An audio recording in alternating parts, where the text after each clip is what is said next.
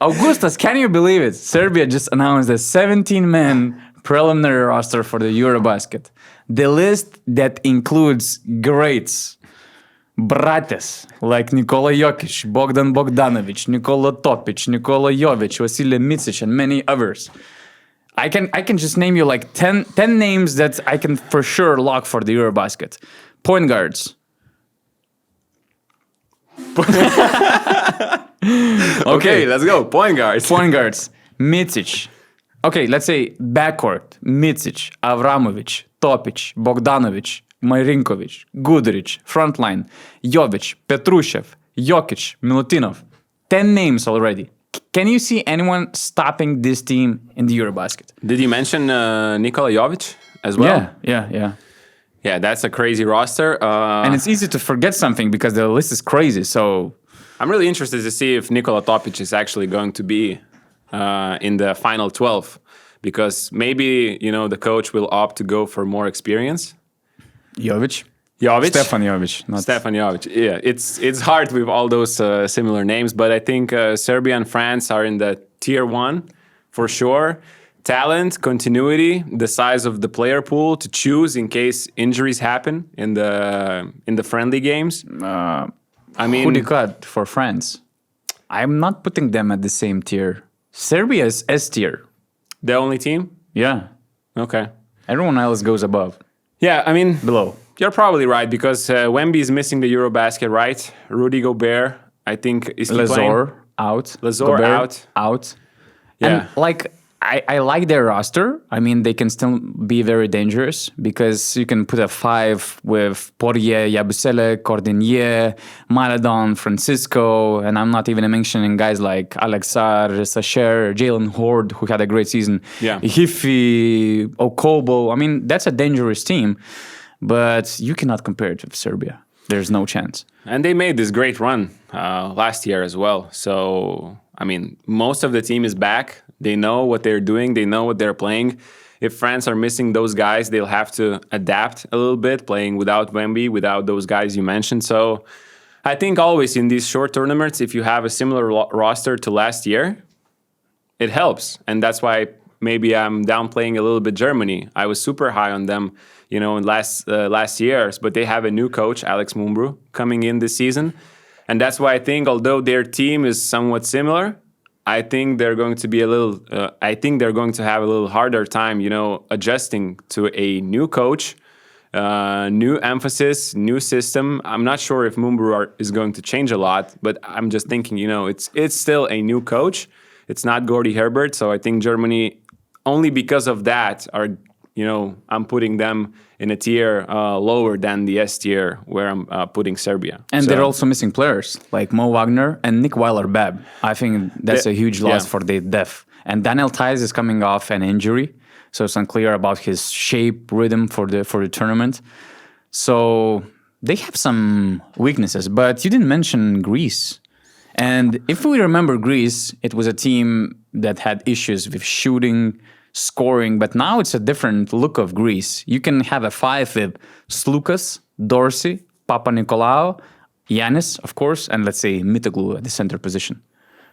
It's interesting, but I don't know. From all those biggest name superstars, Jokic, Luka, Giannis, I think it's the hardest to put a team around Giannis, a good team around Giannis, than next to those other guys. So I think Greece, again, very likely they're going to have a really solid tournament.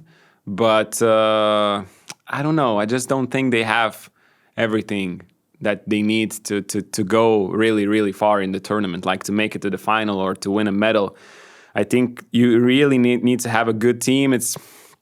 I like those names, probably better fit. Like every year we're saying, it's the best fit around Giannis. Like nothing compared to what it was like 3 years ago. Last year was already better. I think this year, with the names you mentioned, they might have a chance to actually build the best team around Giannis in recent history, but I still think it's just not enough. I'm looking at Serbia's roster, and I think they have everything. I'm looking at France. I think they have, although they lost Wemby, they are not going to have biggest names, but I still see so much talent on the perimeter, so it's not going to be so reliant on Giannis making it happen. So a lot of good teams, and I just don't think like Greece. They can play and they can win those couple of single elimination games, but I just think they're missing that's something around Giannis to actually make a really deep run in this EuroBasket. Do you think they can win medals? Greece? Yeah. Yeah. I think Do you they're think well they can coached. make finals? Why not?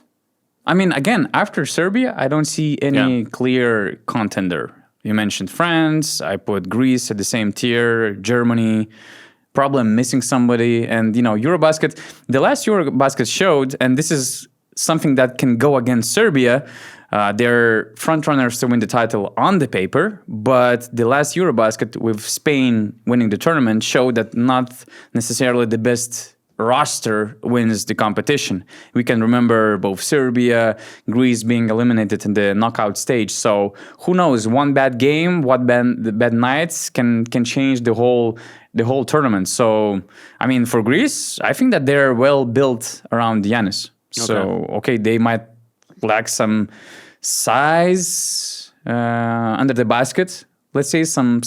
I mean, they're missing Sophocles Korsanitis or just some big guy. I don't know, Yannis Borousis. Put him on the team, and you're really good. So they have some weaknesses, but I mean, this is a dangerous team, and especially for a 2-week tournament, and anything can happen, especially when you have Giannis and those shooters around. And Papayan is not playing this year, right? Nope. And what happened in Monaco? Something happened. Probably in had Monaco. No Kalatis. No, probably no played a part, right? Probably.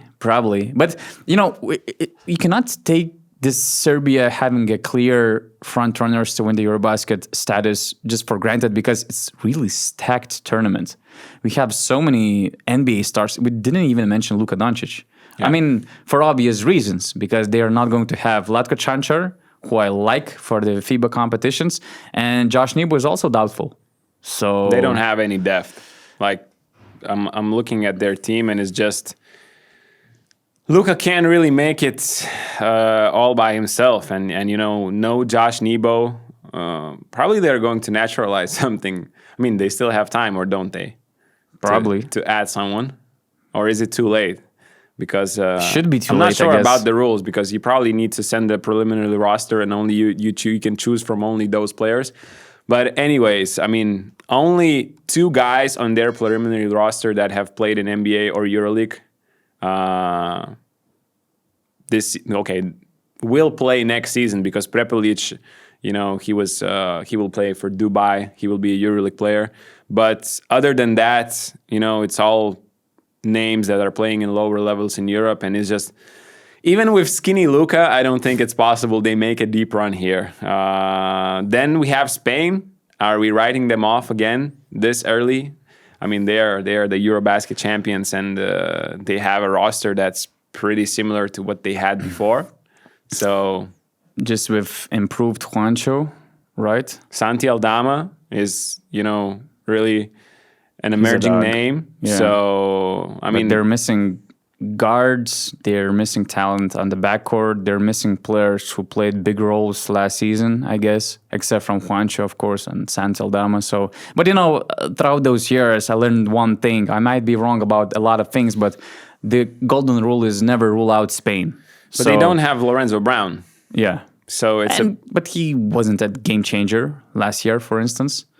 The fact is that they don't have enough backcourt talent to make a difference that was made basically in the last EuroBasket.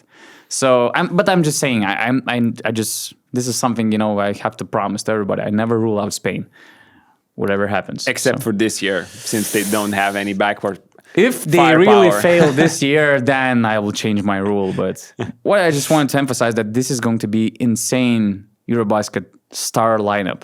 I tried to make all EuroBasket team on paper before the tournament, and this is just an insane team. For instance, for frontline, I have guys like Nikola Jokic, Kristaps Porzingis, Nikola Vucevic, Giannis, Alperen Şengün, and Lauri Markkanen. We're talking about 6 guys already.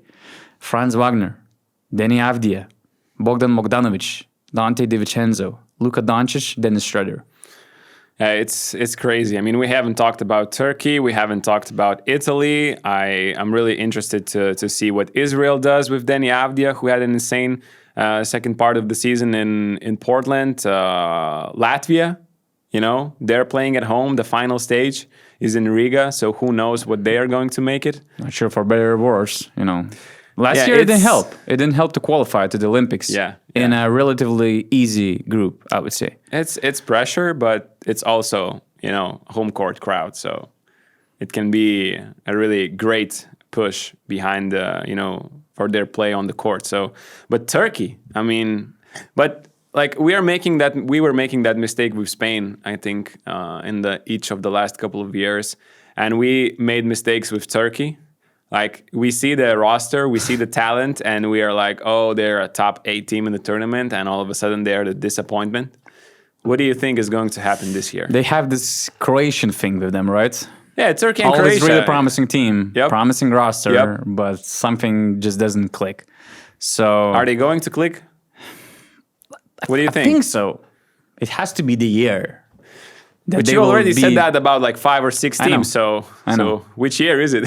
I know, and I said about Turkey last competition and the EuroBasket, I guess. So, but this roster looks really promising. Shane Larkin, Cedi Osman, Alperen Şengün, Ömer Yurtseven, Furkan Korkmaz. Korkmaz. Okay, whatever. Doesn't belong on this list. Adam Bona after the last season. Yeah. So, but it's Shanley. a solid team. This is a solid team for the EuroBasket campaign. But again, what you're waiting the most about Serbia to see to watch their game? Just the continuity from last year. They were playing really fun basketball, with Jokic, with Bogdanovic, with all the guys around. Guduric is coming off a championship.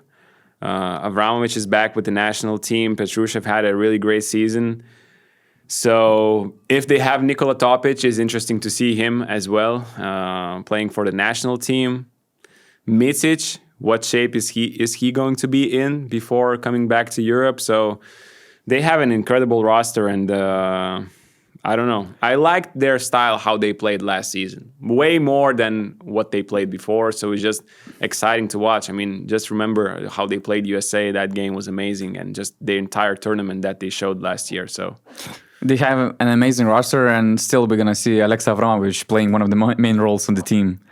Hey, every team needs a guy who plays defense full court and just makes some big shots. I'm really interested to see, how they're going to split the point guard duties between Micic and him. I wouldn't be surprised if I see Avramovic taking a starting 5 role, let's say, next to Bogdanovic. So Avramovic should sign then a $7 million contract next summer, right? Because Micic is getting like $6 million per year. Yep. Since next season. Yeah. Huh? And what I love that this EuroBasket basically doesn't mean. I can't say it doesn't mean anything. That sounds really bad. But before we were used to see the biggest NBA stars coming to the FIBA competitions before the Olympics. Yeah. Let's say World Cup, the last tournament to qualify for the Olympics. This EuroBasket doesn't have that meaning in terms of qualifying somewhere. Next year we're gonna have a gap. It's gonna be this FIBA window, but still, I mean, this EuroBasket is just basically for being titled as the best guy in Europe. But we see Jokic, and Jokic is basically a product of a greatness of Serbian national team chemistry, I would say. He loved the experience so much that in a year that doesn't mean that much like before the Olympics or Olympic year, he was still committed from day one, basically, just because he enjoyed that experience a lot. And I thought that I saw, the peak Jokic in terms of being just happy when he went on this podium, being completely wasted and just celebrating the medals, the bronze medals with the guys. But then I saw him celebrating the horse racing. Yeah. And now the ranking of Jokic's happiness just changed because now it's horse racing at first, S tier, Serbian national team winning medals in the Olympics, A tier, and then NBA ring somewhere, I don't know, B, C, or whatever. Yeah. Yeah. You noticed a really good thing. I wanted to point out the same thing, Jokic's happiness levels, playing for Denver Nuggets and winning the championship somewhere here. Other things, playing for Serbia, celebrating, and then horse racing. But also, I remember telling you that I think a lot of stars are going to miss this EuroBasket because of the same reason you mentioned, because it doesn't really mean anything. Like, you're not qualifying to World Cup, to the Olympics, like it used to be. So I thought maybe a lot of stars are going to miss this tournament because of that. But probably it helps that we have this break. And so players know that the next summer is off. And so now they're like, okay, I'm playing in the EuroBasket because it's like... Which is great. Yeah, it's great feeling great to represent your country. Yeah, exactly. So it is nice to see so many stars participating in this year's EuroBasket.